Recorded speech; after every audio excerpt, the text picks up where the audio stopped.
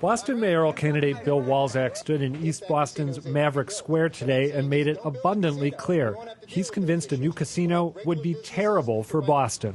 Increased crime rates, vice, destruction of lives from addiction to gambling. Instead, Walczak suggests turning Suffolk Downs into an East Boston innovation district, similar to the one taking shape in South Boston. Life sciences, green economy jobs, light manufacturing, and the construction jobs that the casino is promising can all be built here in Boston. In the crowded mayoral race, Walczak is the only candidate to flat out oppose a casino, with nearly half of Boston voters saying they don't want one either. That could help Walczak stand out. Then again, turnout at his press conference today was sparse. What's more, Walczak has no indication that Suffolk Downs would support his plan. Perhaps if they saw the opportunity that comes from opening an innovation district, they'd also understand that there's a lot of profit to be made there. Have you spoken with them at all about your ideas? No, I haven't. Still, Walczak's stance is rippling through the race. Suffolk DA Dan Conley now warns that if Boston voters nix a casino, he'd sue to stop a rival casino plan in nearby Everett. And candidates like John Connolly, Rob Consalvo, and Mike Ross are being pressed anew to defend their pro-casino position. All right, and Adam Riley is here along with Hillary Sargent of the website chartgirl.com, which tries to make sense of complicated stories with infographics. Welcome. So are you making sense of this one, Hillary? You said you're one of those people who could name all 12 candidates right off the top of your head. Yeah, I think I could make a little bit more sense of this issue yesterday or the day before, when it was just a whole bunch of people who were okay with the casino maybe and one who wasn't. I feel like that seems like that's changing a little bit. Mm-hmm. Yeah, because there's this new movement afoot too by Scott Harshberger, as you know, Adam Riley, who he wants to repeal the whole thing. Right, and that undercuts the arguments made by people like Mike Ross, who basically said when this came to the fore this week, well, I decided early on that we had to just grit our teeth and accept that there was going to be a casino in Boston or the nearby environs and make the best of it, get money out of it as we were grappling with the accompanying social problems. So the idea that it's a done deal and Boston needs to get on board to make the most of it, all of a sudden that isn't operative. So I think there may be more loosening up on this. And I got to say, I don't really understand Dan Conley's stance as he's articulated. I mean, my understanding is that he's agnostic on whether we should or shouldn't have a casino here. He wants the whole city to vote.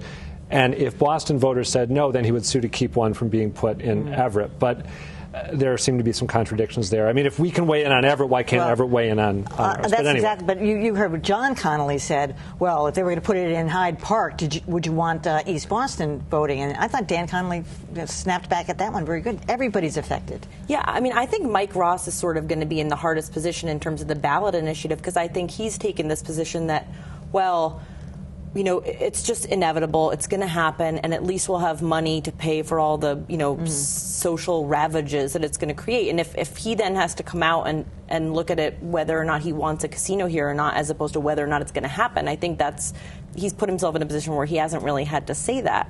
So I think that's what the ballot initiative really makes it interesting in that sense, that it can be a real debate of, do you want to be the mayor of a city where there is a casino or not, as opposed to a process story. But I want to get to Bill Walczak's thing here for a second, Adam, because I was talking to Jim Aloisi last night on the set on a completely different issue, and he said that should be the #1 issue in the city of Boston: innovation. And it's like Bill Walczak is he onto something?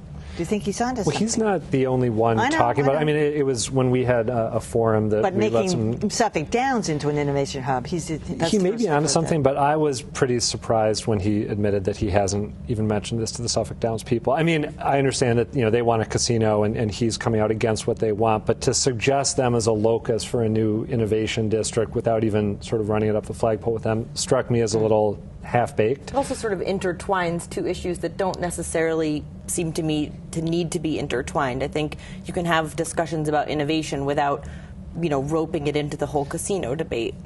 Yeah, well, and just along those lines, I mean, Mike Ross at this forum that GBH allowed a couple neighborhood groups to host here recently, Ross is making the argument that as we look for venture capital or startups, you should have people from Boston and people from Cambridge working together to try to attract businesses that might otherwise be doing business in California or somewhere like that. So it's an issue that I think is on people's minds, and I agree with you. It's not necessarily a choice between innovation or casinos. One point I think is worth highlighting as we kick this around is I don't know how much public passion there is around the casino question. I was actually stunned at how light the turnout was today. It was, to my other stuff going on, though. Right? How would nobody would know that he was having it. Well, you know who would know is the people in East Boston who have mobilized against a casino, some of whom were involved with this statewide effort to repeal the casino law. I mean, they all would have known, because this has been percolating for a few days, that Walczak was going to do this and that he was the candidate most aligned with their own views. And as far as I could tell, none of them showed. It was like 36 people, almost all of whom seemed to be affiliated with the campaign or Walczak's family. So if you can't even get the anti-casino diehards from East Boston to come out for this, I just wonder. But it's not a good pet issue for him. But Hillary, don't you think at least this is something where there's a differentiation and people might be able to start muddling through this and kind of figure out where they stand? I do, is there but a bigger issue that people are going to really care about? Well, I think the issue it really becomes: is it going to be a process story? Is it going to be the Conley versus Connolly? You know, is this an East Boston vote, a neighborhood vote, or a citywide vote, or it's the do we want casinos in Boston or in the state? In the state. Yeah. So, you know, I think it could be an area of differentiation. I think the Walmart issue could be an interesting area of differentiation. I think there was a good column in the Globe, I think, last week talking about how Mike Ross is the only candidate willing to look at that.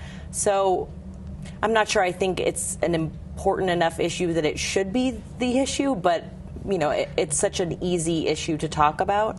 And I think it's an interesting issue, too, because you have someone like Marty Walsh who's really kind of relying on a lot of union support. And I think if you play that into whether or not you want a Walmart here, I think that can raise a lot of interesting issues. Well, and everyone's hunting for the issue that could be, if not the single issue in the campaign, the issue that sets them apart. I mean, Mike Ross has been sort of striking an alliance with the Mass Association of Minority Law Enforcement Officers as they say that Ed Davis shouldn't be brought back as police commissioner due to a perceived lack of diversity in the police department.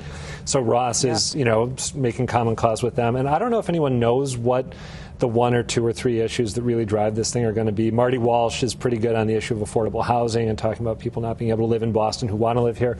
But again, I'm not sure what issue it is that is really going to get voters excited. Well, this is one at least people are chewing over because it has a little bit of a bite to it. And innovation's a pretty hard issue to debate. Do you know what I mean? Yeah, are you pro or con? Who's against it? Right, and how, you know, just how for it are you? And it mostly comes down to how well you can discuss it. And when you start talking about it, when I asked Walczak what he would do in East Boston, he said it was a matter of zoning. And you start talking about zoning, and that's when the eyelids sort of start to droop. Okay. So. Adam Riley, Hillary Sargent, thanks so much.